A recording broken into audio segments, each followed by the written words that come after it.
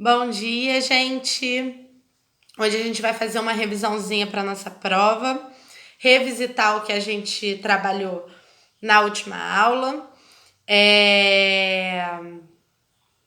E eu também deixei um material extra no nosso grupo do WhatsApp com um resumão de tudo que me interessa para a prova de vocês, para o teste de vocês. Quem quiser acompanhar e estudar pela apostila, é o primeiro capítulo da nossa apostila, também tem tudo lá, mas nesse material extra eu coloco, eu acho de forma mais simples, de estudar ali os conceitos que mais me importam, né, dentro desse capítulo da nossa apostila. Mas quem quiser estudar pela apostila, pode estudar, porque tá tudo no nosso primeiro capítulo, tá bom? Então vamos lá, gente.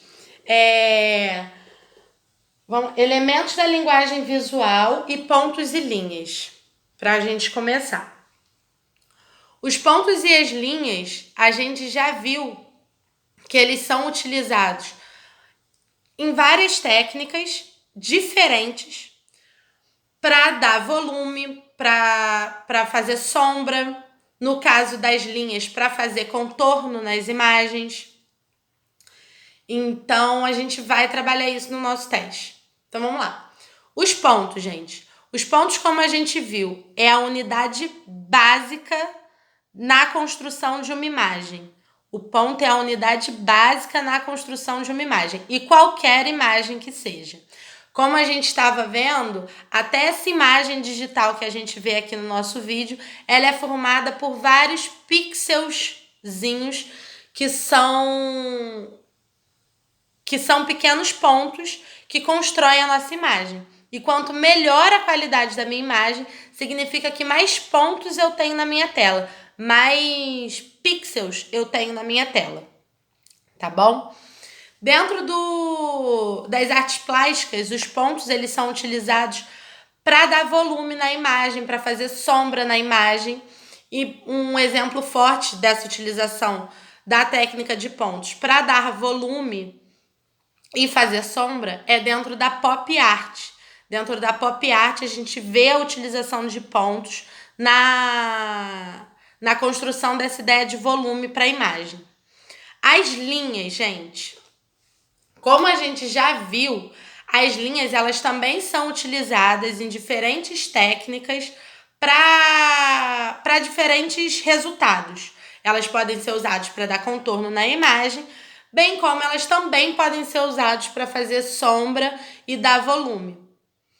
A técnica que utiliza as linhas em diferentes direções para dar essa impressão de sombra na imagem chama rachuras. As rachuras são essas linhas desenhadas em diferentes direções que dão essa sensação de sombra na imagem, tá bom?